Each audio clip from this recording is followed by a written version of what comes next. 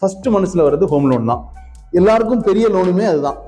நம்ம சம்பளத்துல பாதி இஎம்ஐக்கு போகுதுன்னா அந்த பாதியில 95% ஹோம் லோன் தான் போயிட்டு இருக்கு.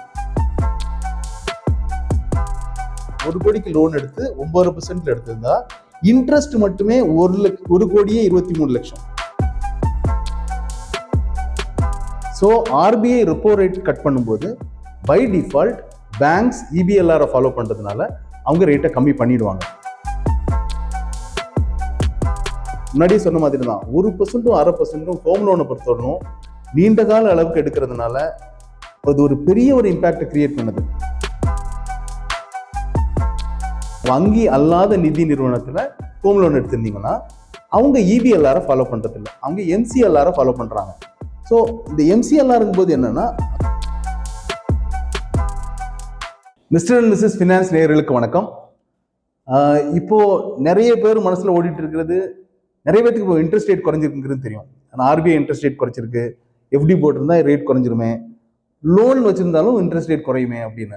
பர்டிகுலர்லி ஃப்ளோட்டிங் ரேட் லோன்னா ஃபர்ஸ்ட் மனசுல வர்றது ஹோம் லோன் தான். எல்லாருக்கும் பெரிய லோனுமே அதுதான். நம்ம சம்பளத்துல பாதி இஎம்ஐக்கு போகுதுன்னா அந்த பாதியில 95% ஹோம் லோன் தான் போயிட்டு இருக்கு. ஸோ அதுல ஒரு பெரிய ஆசுவாசம் நிறைய பேருக்கு வரும். இதனால இப்போ என்ன பண்ணலாம்? அப்போ இனிமேல் இஎம்ஐ கம்மியாக கட்டலாமா?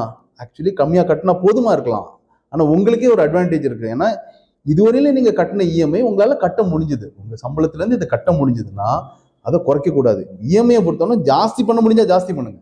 ஏன்னா நீங்க கட்டுற ஒவ்வொரு 100 ரூபாய் அடிஷனல் காசும் ஒரு மாசத்தை கம்மி பண்ணும், பல வருஷங்களை சேவ் பண்ணும். அதாவது நீங்க 20 வருஷத்துக்காக எடுக்கிற லோனை ஒருவேளை போன 2 வருஷத்துல யாராவது எடுத்திருந்தாங்கன்னா கிட்டத்தட்ட பீக் ஆஃப் தி இன்ட்ரெஸ்ட் ரேட்ல எடுத்திருக்காங்க, அதிகபட்ச இன்ட்ரெஸ்ட்ல லோன் எடுத்திருக்காங்க.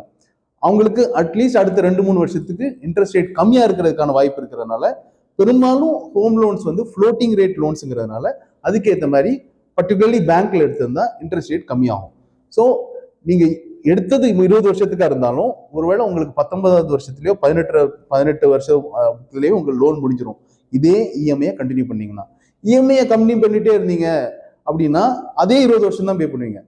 நீங்க 20 வருஷம் பே பண்றது இல்ல, எவ்வளவு வருஷம் நீங்க பே பண்றீங்களோ அந்த அளவுக்கு இன்ட்ரெஸ்ட் ஜாஸ்தி கட்டுறீங்கன்னு உங்களுக்கு நீங்க மனசுல வச்சுக்கணும். அதாவது ஒரு சிம்பிள் எக்ஸாம்பிள், பெரும்பாலும் எல்லாரும் 20 வருஷத்துக்கு தான் ஹோம் லோன் எடுப்பாங்க. 20 வருஷத்துக்கு ஹோம் லோன் எடுக்கும்போது வட்டி 9.5% வச்சுப்போம். இது இன்னொரு கேஸ்ல 8.5% வச்சுப்போம். இது ரெண்டுக்கும் வட்டியில 15 லட்சம் வித்தியாசம். அதாவது 20 வருஷம் எடுக்கும்போது 9.5% இன்ட்ரெஸ்ட்னா 1 கோடி, அதாவது 1 கோடிக்கு லோன் எடுத்திருந்தா 1 கோடிக்கு லோன் எடுத்து 9% எடுத்திருந்தா இன்ட்ரெஸ்ட் மட்டுமே 1,23,00,000. இன்ட்ரெஸ்ட் மட்டுமே 1,23,00,000. இதே இது 8% இருந்ததுன்னா, அதே லோன்ல 8% இன்ட்ரெஸ்ட் ரேட்டா இருந்ததுன்னா இன்ட்ரெஸ்ட் 1,08,00,000 தான். 15 லட்சம் வித்தியாசம் 1%. ஸோ இந்த இம்பாக்ட் நீங்க இஎம்ஐ ஜாஸ்தி பண்ண நீங்க கட்டுற இன்ட்ரெஸ்ட் அளவு கம்மியாயிட்டே இருக்கும். இப்போ எங்க லோன் எடுத்திருக்கீங்க, எங்க லோன் எடுத்திருந்தா என்ன பண்ணுங்கிற விஷயத்துக்கு வரும். அதாவது பேங்க்ல எடுத்திருந்தா இன்னைக்கு தேதிக்கு எல்லா பேங்க்ஸும் ஆக்சுவலி ஒரு external benchmark EBLR, external benchmark landing rate, அதுதான் ஃபாலோ பண்றாங்க. அதாவது ரிப்போ ரேட் கம்மியாச்சுன்னா ஆட்டோமேட்டிக்கா அவங்க ரேட்டை கம்மி பண்ணி தான் ஆகணும். இது பேங்க்ஸை பொறுத்தவரை இபிஎல்ஆர் ஃபாலோ பண்றதுனால இது ஒரு தவிர்க்க முடியாத ஒரு rule. So RBI repo rate cut பண்ணும்போது பை டிஃபால்ட் பேங்க்ஸ் இபிஎல்ஆரை ஃபாலோ பண்றதுனால அவங்க ரேட்டை கம்மி பண்ணிடுவாங்க. இதுல இன்னொரு விஷயம் இருக்கு. இப்போ நீங்க பேங்க்ல லோன் எடுத்தப்போ எந்த பேங்க்ல எடுத்திருக்கீங்களோ அப்போ உங்களோட சிபில் ரேட்டிங் ஒரு லெவல்ல இருந்திருக்கும். நீங்க ஒரு பர்டிகுலர் கம்பெனில வேலை பார்த்துருப்பீங்க.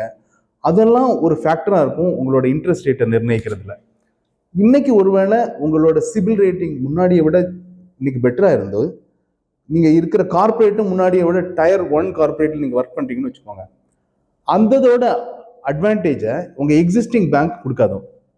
ஸோ இந்த மாதிரி சுச்சுவேஷன்ல நீங்க என்ன பண்ணலாம், இன்னொரு பேங்க் அணுகலாம். இன்னொரு பேங்க் அணுகும் போது இன்னைக்கு உங்களோட சிபில் ரேட்டு படியும் உங்களோட இருக்கிற கார்பரேட் படியும் அதுக்கான பெனிஃபிட்டையும் அந்த புது லெண்டரை கொடுக்கலாம் உங்களுக்கு. ஸோ அதையும் நீங்க ட்ரை பண்ணலாம். ஸோ 2 விஷயம், பேங்க்ல ஆட்டோமேட்டிக்கா உங்களுக்கு ரேட் குறையும். பட் இந்த அட்வான்டேஜை நீங்க யூஸ் பண்ண ட்ரை பண்ணணும். ஏன்னா முன்னாடியே சொன்ன மாதிரி தான் 1% 1/2% ஹோம் லோனை பொறுத்தவரைக்கும் நீண்ட கால அளவுக்கு எடுக்கிறதுனால அது ஒரு பெரிய ஒரு இம்பாக்டை கிரியேட் பண்ணுது. நீங்க சாதாரணமா எடுத்துடக்கூடாது. ஒண்ணு. இப்போ என்பிஎஃப்சில, அதாவது வங்கி அல்லாத நிதி நிறுவனத்துல ஹோம் லோன் எடுத்திருந்தீங்கன்னா அவங்க இபிஎல்ஆரை ஃபாலோ பண்றது இல்லை, அவங்க எம்சிஎல்ஆரை ஃபாலோ பண்றாங்க. ஸோ இந்த எம்சிஎல்ஆருங்கும் போது என்னன்னா, ஆர்பிஐ ரேட்டை கம்மி பண்ணும்போது இவங்க கம்மி பண்ணுங்கிற அவசியம் கிடையாது. இன்னைக்கு நிலவரம் அதுதான். ஸோ அவங்க இன்டர்னலி அவங்க போர்டு டிசைட் பண்ணி ரேட்டை எப்போ குறைக்கலாம், எவ்வளவு குறைக்கலாம், குறைக்காமலே இருக்கலாமா அப்படிங்கிற கால் அவங்க எடுக்க முடியும். ஸோ அப்படி இருக்கிறதுனால எப்பவுமே நீங்க பாத்தீங்கன்னா ஒரு வங்கியை விட ஒரு என்பிஎஃப்சியில் இன்ட்ரெஸ்ட் ரேட் ஹோம் லோனுக்கு எப்பவுமே ஜாஸ்தியாக தான் இருக்கும். 1%, 2%, அதுக்கு மேலே கூட இருக்கும். அதுவுமே அஃப்கோர்ஸ் உங்கள் சிபில் ரேட்டிங்கும், உங்களோட கார்பரேட் நீங்கள் வேலை பார்க்குற நிறுவனம், அதெல்லாம் நீங்கள் செல்ஃப் எம்ப்ளாய்டா சேலரிடா, இந்த ஃபேக்டர்ஸ் எல்லாம் வச்சு தான் உங்களுக்கு லோன் நிர்ணயிக்கிறாங்க. ஸோ நீங்கள் என்பிஎஃப்சியில் எடுத்திருந்தீங்கன்னா ஆல்ரெடி உங்களோட ரேட் ஹையராக தான் இருக்கும். அவங்க ஆட்டோமேட்டிக்காக அவங்க ரேட்டை குறைக்க மாட்டாங்க. அவங்கள நீங்கள் அணுகி, அதாவது நிறைய இடத்துல நீங்கள் ஒரு பேமெண்ட்டும் பண்ண மாதிரி இருக்கும். பெரும்பாலும் நீங்கள் பேமெண்ட் பண்ண மாதிரி இருக்கும். அந்த பேமெண்ட்டே பண்ணதுக்கு அப்புறம் தான் உங்க ரேட் ரிவைஸ் ஆகும். ஸோ எப்பெல்லாம் ரேட் கம்மி பண்றாங்களோ என்பிஎஃப்சியை பொறுத்தவரைக்கும் நீங்க இந்த ப்ராசஸை ஃபாலோ பண்ணா மட்டும்தான் அந்த இம்பாக்ட் உங்களுக்கு அட்ஜஸ்ட் ஆகி உங்களுக்கு கிடைக்கும். இல்லைன்னா பேங்கோட அவங்க போக்கிலே விட்டுட்டீங்கன்னா ரேட் அப்படியே இருக்கும். ஸோ நீங்க ஹையர் இன்ட்ரெஸ்ட்டை கட்டிகிட்டே இருப்பீங்க. ஸோ இந்த மாதிரி சிச்சுவேஷன்லையும் நான் முன்னாடி சொன்ன மாதிரி உங்களோட நிதி நிலவரம், அதாவது சிபில் ரேட்டிங் பெட்டர் ஆகி பெட்டர் கார்பரேட்ல வேலை பார்க்குறீங்கன்னா இப்போ கூட நீங்க பேங்க்குக்கு அப்ரோச் பண்ணி இங்க இருந்து பேங்க்குக்கு மாத்துறதுக்கான வாய்ப்பு இருக்கு. இன்ட்ரெஸ்ட் ரேட்ல ஒரு சப்ஸ்டான்ஷியல் ரிடக்ஷன் இருக்கும். இந்த ஆர்பிஐயோட இம்பாக்ட் மட்டும் இல்லை, என்பிஎஃப்சில இருந்து பேங்க்ல போறதுக்குனால இருக்கிற ஒரு ரிடக்ஷனும் உங்களுக்கு இன்ட்ரெஸ்டே கிடைக்கும். ஸோ இது ரெண்டுமே கிடைக்கும். நீங்க என்பிஎஃப்சில இருந்து பேங்க்குக்கு மூவ் பண்றதுக்கான வாய்ப்பு இருந்ததுன்னா அதையும் ட்ரை பண்ணணும். மூணாவது, இப்போ நான் புதுசா ஒரு லோன் எடுக்கணும்னு நினைச்சிட்டு இருக்கேன், ஒரு வீடு வாங்கணும்னு நினைச்சிட்டு இருக்கேன். முன்னாடி எல்லாம், அதாவது இந்த நியூ டாக்ஸ் ரெஜிம் வர்றதுக்கு முன்னாடி இந்த ஓல்ட் டாக்ஸ் ரெஜிம்ல செக்ஷன் 24 படி ஹோம் லோனோட இன்ட்ரெஸ்ட், அதே மாதிரி ஹோம் லோனோட இஎம்ஐல பிரின்சிபல் பேமெண்ட்டுக்கு ஏடிசி பெனிஃபிட்டும் இருந்தது.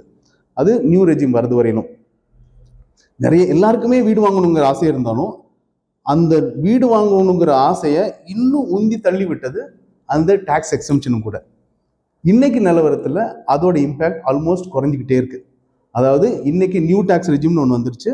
பர்டிகுலர்லி இந்த பட்ஜெட்டுக்கு அப்புறம் எப்படியும் 12 லட்சம் வரையிலும் டாக்ஸ் கிடையாது. அதுக்கு மேல இன்கம் இருக்கிறவங்களுக்கும் கூட பெரும்பாலானவங்களுக்கு நியூ டாக்ஸ் ரெஜிம் தான் பொருந்துறதா அவங்களுக்கு அனுகூலமாகவும் இருக்கு. ஸோ இந்த கேஸ்ல நீங்க ஹோம் லோன் வச்சிருந்தாலும் அதுக்கான எக்ஸம்ஷன் பெனிஃபிட் எதுவுமே உங்களுக்கு கிடையாது. ஸோ வீடு வாங்கணுங்கிற ஆசை இருந்தாலும் டாக்ஸ் பெனிஃபிட்ஸ் பொறுத்தவரைக்கும் நியூ டாக்ஸ் ரெஜிம்ல எதுவுமே உங்களுக்கு பெனிஃபிட் கிடையாதுங்கிறதுனால இன்ட்ரெஸ்ட் ரேட் குறைஞ்சிச்சுங்கிற ஒரே காரணத்தினால போய் வீடு வாங்கிடக்கூடாது.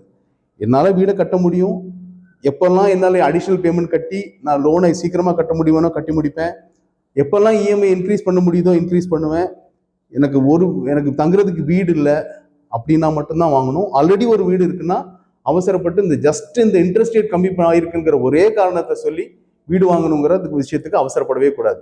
ஏன்னா டாக்ஸ் எக்ஸம்ஷன் பெனிஃபிட்ஸ்ங்கிறது ஒரு பெரிய பெனிஃபிட்டா இருந்தது, அந்த பெனிஃபிட் போச்சு. ஸோ நியூ டாக்ஸ் ரெஜிம் தான் இன்னைக்கு பெரும்பாலானவங்களுக்கு சாதகமா இருக்குங்கிற சிச்சுவேஷன் இருக்கிறதுனால இதனால போய் ஈர்க்கப்பட்டு இன்னொரு வீடை வாங்குவோம் அப்படிங்கிற அவசரப்பட வேண்டிய அவசியமோ அதுக்கான ஆதாயமும் இன்னைக்கு இல்லை. ஒரு பேங்க்ல இருந்து இன்னொரு பேங்க்குக்கு மாறலாம், என்பிஎஃப்சில இருந்து பேங்க்குக்கு மாறலாம், இதெல்லாம் சாத்தியம். ஆனா அங்கேயும் ப்ராசஸிங் ஃபீஸுங்கிற ஒரு மறைமுகமான சார்ஜஸ் இருக்கு. சிலவங்க ரொம்ப நியாயமான ஒரு கம்மியான சார்ஜ் பண்றாங்க, சிலவங்க கொஞ்சம் பெரிய சார்ஜ் அதுக்கும் சார்ஜ் பண்றாங்க. ஸோ நிறைய நேரங்கள்ல என்ன ஆகும்னா, இன்னைக்கு இப்போ இன்ட்ரெஸ்ட் ரேட் கம்மியானதுனால உங்களுக்கு நிறைய கால்ஸ் வர ஆரம்பிச்சிருக்கும். நீங்க ஹோம் லோன் வச்சிருந்தீங்கன்னா இன்னொரு பேங்க்கோ இன்னொரு என்பிஎஃப்சியோ ஆல்ரெடி உங்களை அப்ரோச் பண்றதுக்கான வாய்ப்பு நிறையவே இருக்கு. ஸோ அவங்கள நாடி வர்றதுக்கான வாய்ப்பு நிறையவே இருக்குங்கிறதுனால நீங்க அப்பர் ஹேண்ட் எடுத்துக்கணும்.